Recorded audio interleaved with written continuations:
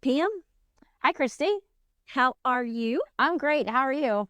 I am so good. Thank you for coming on. Thank you for having me.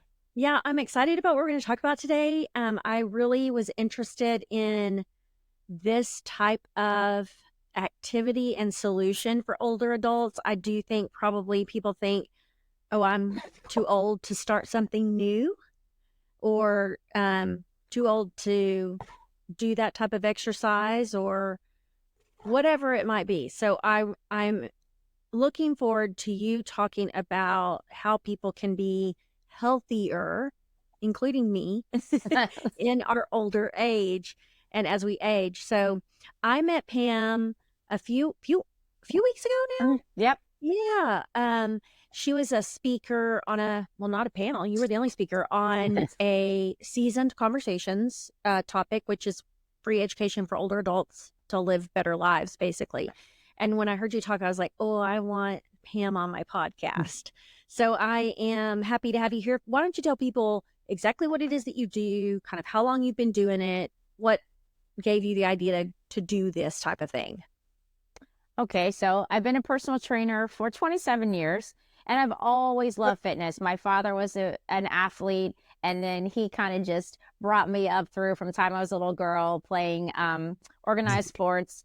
And just, I really love to be active. And so as I got into my 20s, I also love to go to the gym, and I found personal trainers when I could, and then just started working out.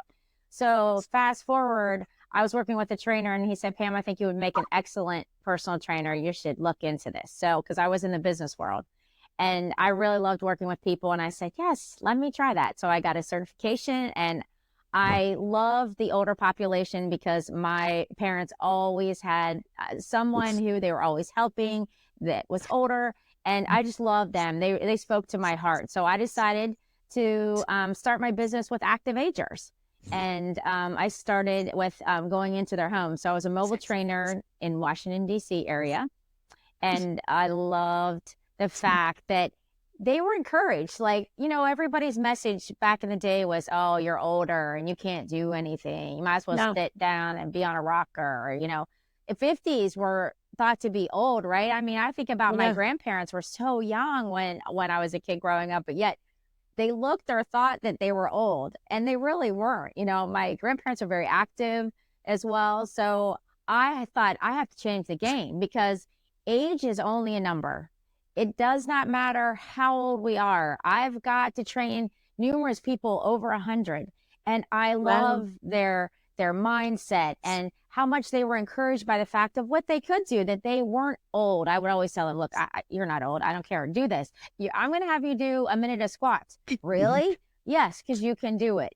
So that's exactly how I got into it and started off. And it made me feel so good every day to get up and know that as I age, it doesn't matter. I can still do anything. I could still play softball if I wanted. I could play tennis, golfing. I mean, now the big craze is pickleball. I can play pickleball. I played racquetball my entire life. Loved it. So it doesn't matter. And I had actually he was more like a second dad to me. He played racquetball with me up until last summer when he was 86, 87. Wow. Yes. And I was like, wow. Yes, because that is a huge thing with agility, balance. And everybody kept saying, Pam, you might injure him. Don't, be careful. But the end of the day, it made him stronger. It made him better balanced. It gave him agility. It gave him movement. And he wasn't afraid to do it. So I think those things are so important. As we age, we think about being limber and having balance, because those falls become that much more intense the older we get, and the stronger we are, the less prone to those types of injuries that we will be. And I mean, I think about that for myself too. I'm in my mid 50s and I'm thinking about my balance and noticing how it's not what it used to be. In fact, I fell yesterday tripping over some stuff at my house. But so the important work that you're doing I think does make people's lives better. So what does that look like for someone? Like, what's your involvement? Are you at a gym somewhere, or do you go to people, or do you hold classes? I go to people's homes. I also hold a class at the Jewish Community Center every Wednesday. And I love the fact that I started off 9 years ago with 6 people. I now have the most I've had come recently 75. Woo. So yes, it's a 45-minute. They sit in a chair, they have a band, but they don't really sit in the chair the whole time, right? I get them up and down. I make them move their entire body, or they work their entire body. Balance, that's a huge thing. You just talked about balance and falls. So when I start to train people, I start out, I do an assessment with them, and then I say, here's the deal. You have to agree to let me get you up and down off the floor. We're working on balance, because if you live alone and you fall and you can't get up and you don't have a watch, you don't have one of those assistants to call, then you are lost. You can lay there for hours and hours and hours. So we Yeah. want to avoid that with people, and just doing daily activities of life and doing the exercise that mimic daily activities of life. Right. And such as like squats. We all know that we have to squat all day long when we go to the toilet, right? Yeah. So the bottom line is we have to squat. And a lot of doctors will tell people they have bad knees, don't squat. Well, okay, but you're going to squat anyway. So we might as well learn how to engage the glutes, fire the glutes, which is our most powerful muscle of our body. And then the balance comes. The balance, we start to lose our balance at 35. So balance is an everyday activity we all have to do. And every week. I was, Yeah. shocked when you said that number 2 Yes. weeks ago. And I'm 57. So it's like practicing every day. And I'm always saying, raise your hand. I tell them every week, please practice 1 minute in the morning, 1 minute in the evening. That's all. 30 seconds each side. That's all I'm asking. Do I get everybody to raise their hand? No. Am I working on that? Yes. And so, and I, I'm always saying, they're like, Pam, we forget or whatever. I say, put a big poster on your refrigerator, remind you to do it. But I can chuckle about it, but it's not, it's like, it is a huge, balance is everything. And keeping our legs are what keep us independent. So a lot of times people will think, oh, if our upper body, yes, we need both, right? We have to be balanced all over our body. But the leg strength is what we need, especially when we live independently. It's funny that you say that, because I think that would appeal to most of us in some way. Because if you think about the benefit of doing what you are telling people to do is the longer that they can be independent and not have to rely on someone for getting around or doing the daily things, that's huge. It is huge. And walking is a thing we all should be doing every single day. And I also work on people focusing on their foot rolls, because as we age and when we're starting to walk, as you see a child, if you watch a child on a playground, they strike their heel, they pull the front of their foot up, and then they start to walk, and then they start to run.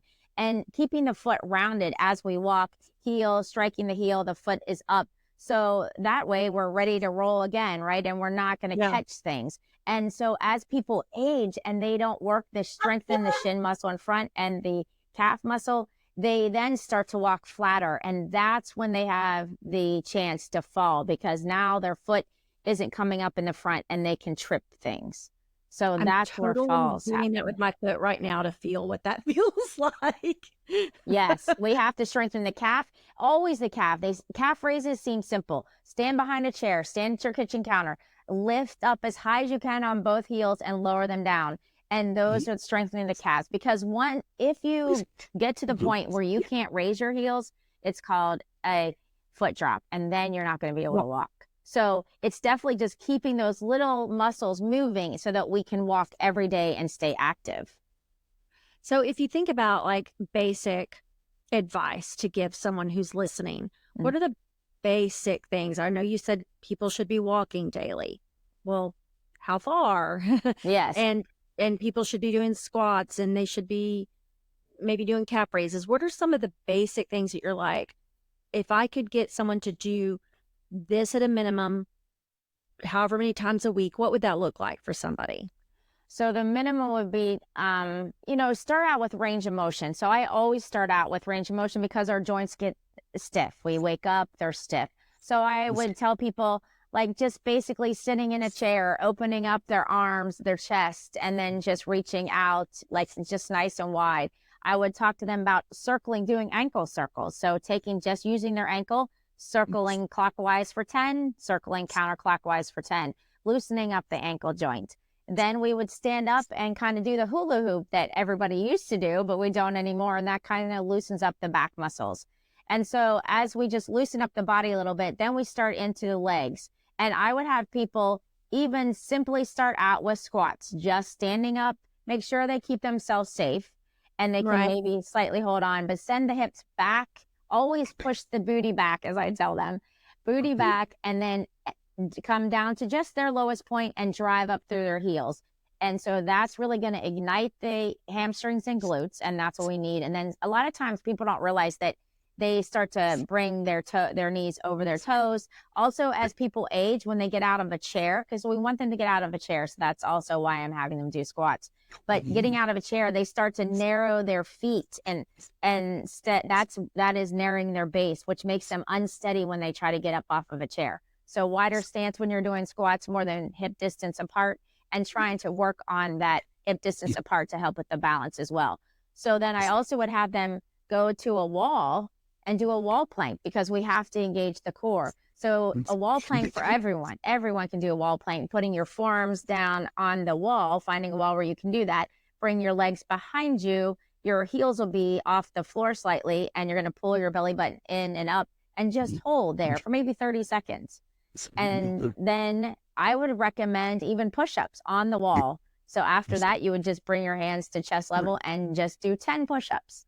So you're strengthening the chest, the triceps, and we've got the legs, the quads, glutes, hamstrings. Already we got the core with the plank. So now balance. Then they could be standing right by the wall so that they could touch the wall if they need to. Start out maybe 2 fingers. Take the left foot, just lightly bring it off the floor, and think about connecting the bottom of the foot. Everything we do starts from the bottom of the foot. The big toe, the little toe heels. Pull the belly button in and up, because that engages the core, which is really deep in the transverse muscle to help hold our back erect. And then we're looking ahead, find the focus. And as you get a little bit more balanced, or you feel a little more comfortable, take one of those fingers off. Maybe now you have one finger, and then take one off. Maybe you have one finger and now both. And embrace the wobble. I tell everybody to embrace that wobble with the ankle, but that's when we always need to connect the big toe, because if we did not have our big toe, we won't be able to balance. Right? Yes. So that thing's kind of important. Yes. And breathe. Breath is very important. I tell people, start out every morning, get up, just sit up on your bed and start with a few breaths in the morning. So to get the oxygen flowing, and just to get, that breath going and putting it through your muscles and your veins. So I just really think that if they did just some simple, basic things like that, wow, they would be so much further ahead. Yeah. When you think about someone that you've worked with, like a success story where someone might have been and where you got them to, do you have somebody that comes to mind like that? Yes, I've had a lot of people, but, for instance, one of the women that I got to work with, she's now gone, but she lived 104. And she started out, she had bad knees. So she got one knee replaced, but did not get the other one. But she worked with myself and some other trainers at first, and then she just worked with me one-on-one. And I got her to the point where she was dancing. She danced until she was 92. So it was hard for her to get up. I worked with her to try to make sure she was strong in her legs, and worked with her core and her balance, of course. And because her knee bothered her, we put her on a bike, stationary bike, so she was able to kind of get it moving a little bit more. She would go out and walk. She gardened. She did a lot of different things, and she always moved. And she knew the importance of movement. But she danced until she was 92. She went on 4 African safaris. And at 92, she went on her 4th one, and she told them, do not help her off the Land Rover. She could do it herself. She was she was very sassy, but that sassiness got her so far. And it's inspirational to think, I mean, who doesn't want to live a life like that? We all want to live that type of life. Yeah, she taught me more things, and plus the social aspect. So also with exercise, but the social aspect of life, right? They can go play. She Yeah. played tennis too. After her husband passed away, she like just reinvented herself, and that's when she just really started to work out. She played tennis. She loved to dance, and he didn't really love to dance. So she just put her dancing shoes on, and she had a ball. And it also helped her memory. Her mind was almost perfect until about 102 when she would waver a little bit, and then she'd hit me if I'd let her say something wrong. Why didn't you let me say that, Pam? You know that was wrong. Well, I was just seeing if you could figure it out. So she taught me so much, and I constantly know that life is precious and life is short and we should embrace it, and there is no age limit on what we can do. Yeah. When you think of someone like that, it gives you hope that, you living that type of lifestyle, it just improves the quality of life for someone. And Yeah. it's interesting to me that her brain stayed sharp too, as long as it did. And maybe it had something to do with the blood flow. Yes. I'm no scientist, but Yes, blood flow and if you've read any studies about centurions, the biggest thing too is having a social aspect of life, right? And having just one or two friends that you could call in the middle of the night if you needed them at any time, any day, time of the day, you could call them. Also having just other friends. She had friends of different ages. So of course, I looked at her like she was my grandmother, and she was, so she had people that were my age. So I was in my 30s when I met her.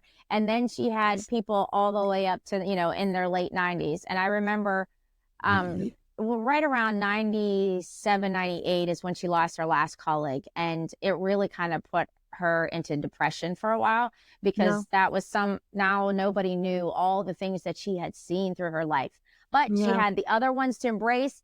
And anytime there was some big event, she used to have parties at her condo and just have us all over for a drink, have some refreshments, and then go home. And that was who she was. So how long did you know her?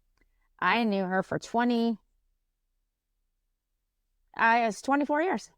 So, wow. Yeah, I met her at 80. So if someone's not a JCC member, what does it look like to work with someone like you? Like the cost of coming into someone's home or something, like, because I think, a lot of people are thinking, oh, I can't afford that. Or, I know Medicare covers some fitness things for them, but is it memberships and different things like that? So I don't know if that would cover no. anything. And that's the thing that everybody needs to know, is that unfortunately personal trainers we're not under the healthcare system. They have never found a quote code for us. And so silly.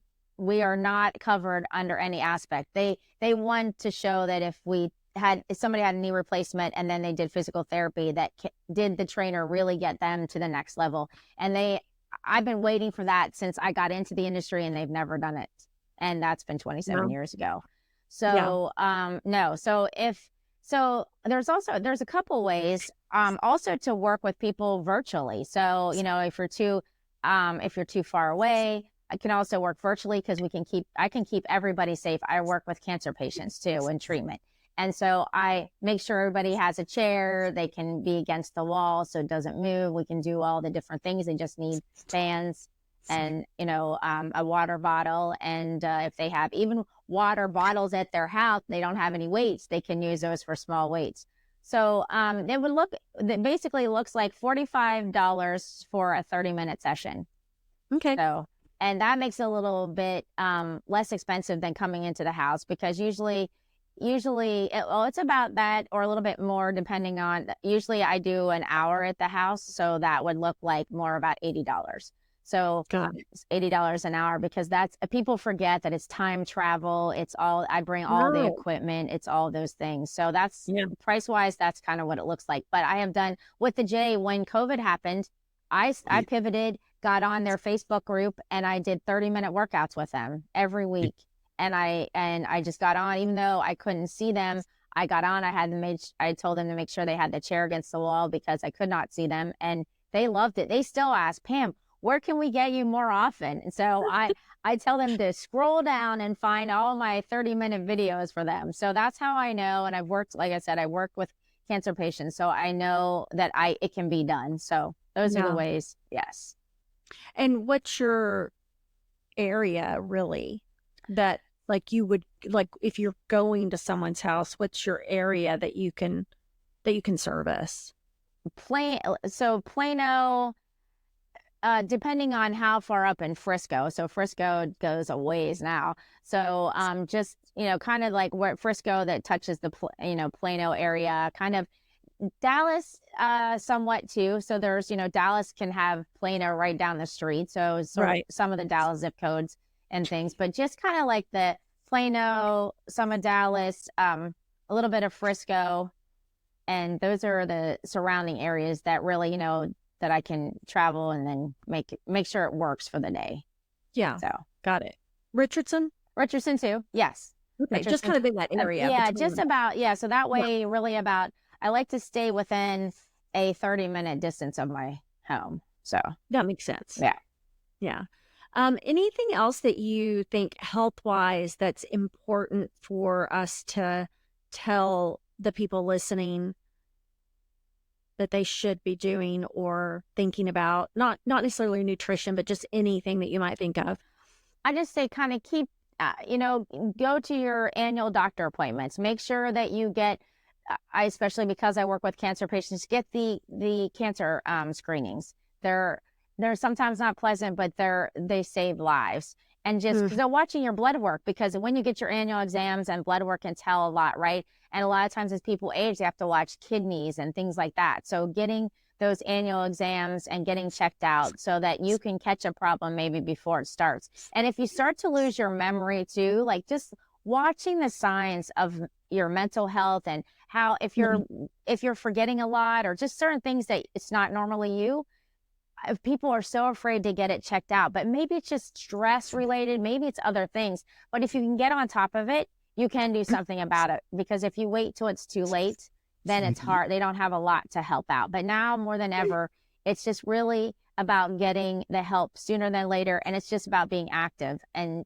making sure you move, because movement, exercise, and thinking about things actually helps. They've come up with so many studies will help the memory. But I say, don't hesitate and don't feel like everything is a memory problem. It's just be aware of it. That's smart. I mean, we all need to be staying on top of those things for sure. Yes. So just a few. Yeah. Thank you for your time and your expertise today. Yes, you're welcome. That people will learn a little bit. And if people want to reach out to you, how do they find you? They can find me at, my email is Pam@power, 2, B as in boy, fit.com. So Pam, Power to Be Fit. And Power to Be Fit is my company. If you look under my website, it's power2befit.com. That is my website. You're going to see a lot of cancer. So I just put up the website, and a lot of it deals with cancer treatment, but also active aging as well. So nice. You can find me on my website and find me through my email. Perfect. Thank you so much. Thank you for having me, Christy. I really appreciate it. Absolutely. Yes.